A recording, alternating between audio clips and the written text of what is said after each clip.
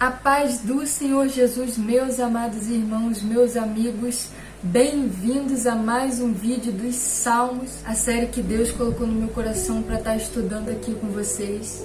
Agora, no vídeo do Salmo 20. Glória, glória, aleluia! Meus irmãos, hoje eu vou ler numa versão diferente, eu vou ler na NVI, Nova Versão Internacional. Porque, enfim, é melhor para o entendimento de todos, né? Para o bem de todos. Então, você já sabe como funciona. Eu primeiro leio o salmo inteiro com vocês, depois eu venho comentando. Se você tiver um comentário também pode deixar aqui embaixo para a gente ir debatendo sobre o assunto e edificando conhecimento em cima da palavra de Deus. Então, você que tem a sua Bíblia física, a sua Bíblia física, acompanha aí comigo no Salmo 20, já abre aí pra gente ler. Não que Bíblia digital seja um problema, mas Bíblia física é melhor. Salmo 20, versículo 1. Que o Senhor te responda no tempo da angústia, o nome do Deus de Jacó te proteja, do santuário te envie auxílio e de Sião te dê apoio. Lembre-se de todas as tuas ofertas e aceite os teus holocaustos. Conceda-te o desejo do teu coração e leve a feito todos os seus planos. Saudaremos a tua vitória com gritos de alegria e ergueremos as nossas bandeiras em nome do nosso Deus. Que o Senhor atenda todos os seus pedidos. Agora sei que o Senhor dará vitória ao seu ungido. Dos seus santos céus lhe responde com o poder salvador da sua mão direita. Alguns confiam em carros e outros em cavalos, mas nós confiamos no nome do Senhor, o nosso Deus. Eles vacilam e caem, mas nós nos erguemos e estamos firmes. O Senhor concede vitória ao rei. Responde-nos quando clamamos. Uma coisa interessante aqui na tradução da Almeida Revista Corrigida tem um título, um subtítulo, né? Que na NVI não tem. Escrito Oração pelo Rei na Guerra. Ou seja, é uma oração que eles fizeram antes do rei ir para a guerra, né, com o exército, em favor do rei, afirmando e profetizando. Aqui nós já vemos a importância de orar pelos nossos governantes, né? Será que você tem orado pelos seus? É importante orar pelos governantes. Não esquece de orar pelos governantes. Orar pelos nossos, pelas nossas autoridades, né? Já dizia também Paulo sobre isso. 1 Timóteo 2, instruções acerca da adoração. Antes de tudo, recomendo que se façam súplicas, orações, intercessões e ações de graças por todos os homens, pelos reis e por todos que exercem autoridade, para que tenhamos uma vida tranquila e pacífica, com toda piedade e dignidade. Isso é bom e agradável perante Deus, nosso Salvador, que deseja que todos os homens sejam salvos e cheguem ao conhecimento da verdade.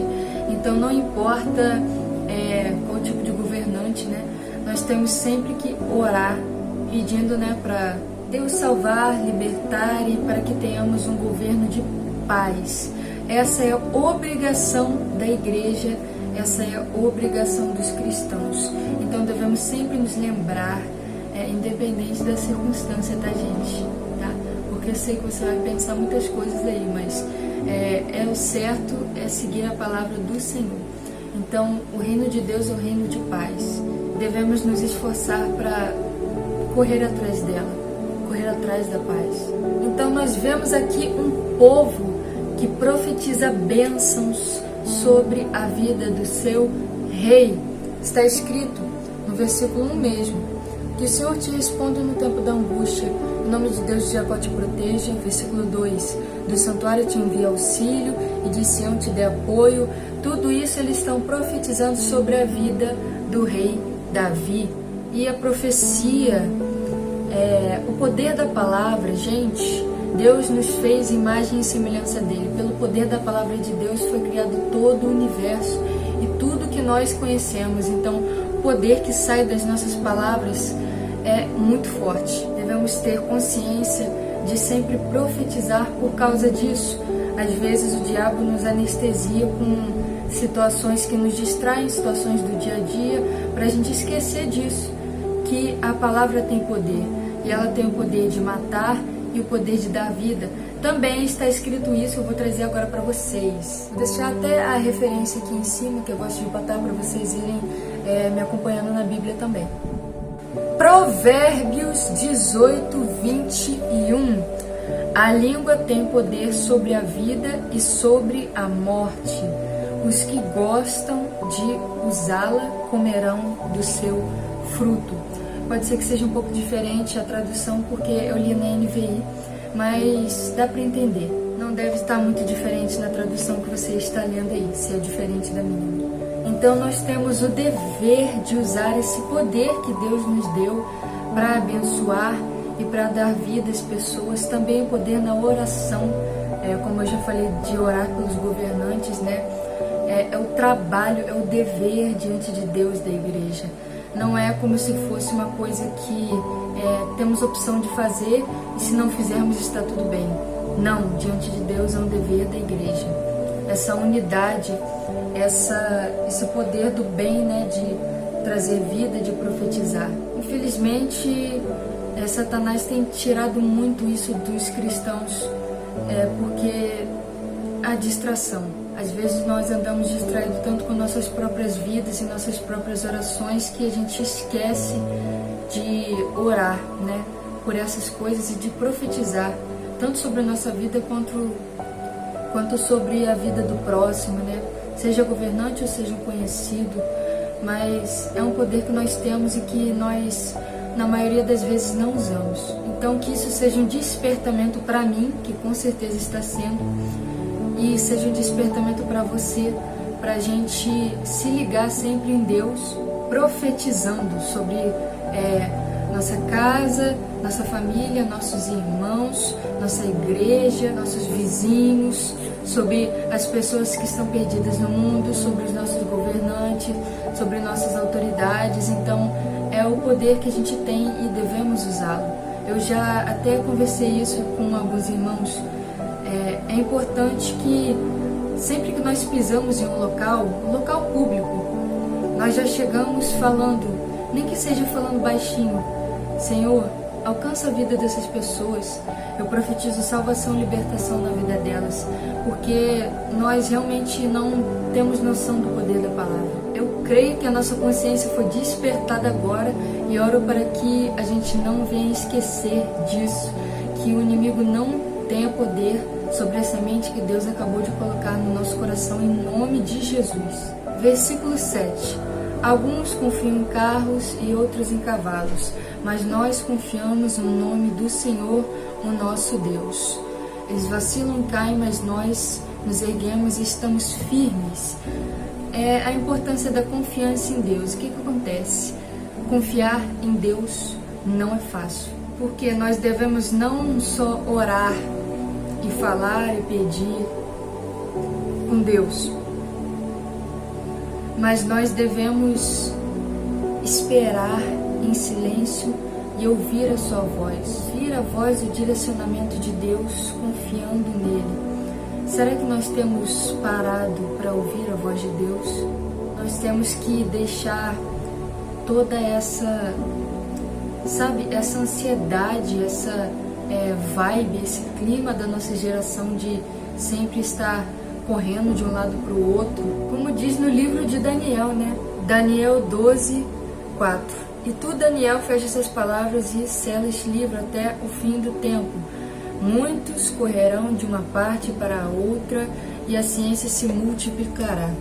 Então são os tempos que nós estamos vivendo, né? Muitos correm de um lado para o outro, assim, e querendo abreviar o tempo e, aproveitar cada segundo, cada minuto. E isso gera uma ansiedade. Então nós temos que, quando tirarmos o nosso tempo com Deus, nos desligarmos dessa terra e ouvir a voz de Deus. Não só falar, mas ouvir e confiar em Deus, que é uma parte muito difícil hoje em dia, mas não tem jeito, a gente tem que arranjar um jeito de pedir para o Espírito Santo também o socorro para acalmar nossa alma, para aquietar nossos ânimos, repreender todo espírito de inquietação, para a gente ouvir a voz do Senhor, porque sem a orientação e sem a direção do Senhor nós estamos perdidos. Então temos que confiar no nosso Deus e conhecer o caráter de Deus, principalmente conhecer o caráter de Deus pela sua palavra. Os crentes de hoje em dia não querem mais gastar tempo lendo a palavra e conhecendo o caráter de Deus. Então muitas situações onde nós buscamos respostas simplesmente seriam resolvidas se nós conhecêssemos verdadeiramente o caráter de Deus revelado na palavra dele. Então, gaste tempo na palavra de Deus, porque nunca vai ser tempo perdido o tempo que você gasta conhecendo a palavra do Senhor e o caráter do Senhor na palavra, porque o conhecimento é poder, o conhecimento é uma arma que no tempo certo o Espírito Santo vai te lembrar e vai te dar um estalo assim, e você vai conseguir saber o que fazer em certas situações. Então, tempo na palavra de Deus nunca é demais, e Deus honra quem busca a Ele de todo o coração. Então, essas são as reflexões, meus irmãos, que eu queria compartilhar com vocês em cima do Salmo 20. Eu espero que tenha edificado os irmãos. Dá um joinha aí para eu saber que você assistiu até esse ponto do vídeo, que você ficou aqui comigo. Se tiver algum comentário, alguma curiosidade, algum raciocínio, alguma revelação, pode deixar aí nos comentários. Muito obrigado, meus irmãos, por terem me acompanhado até aqui. Deus abençoe a vida de vocês, Deus ilumine vocês com a luz da verdade e da revelação dele, que seus caminhos sejam cheios de luz e de paz, em nome de Jesus. E até o próximo vídeo. Fiquem na paz do Senhor Jesus.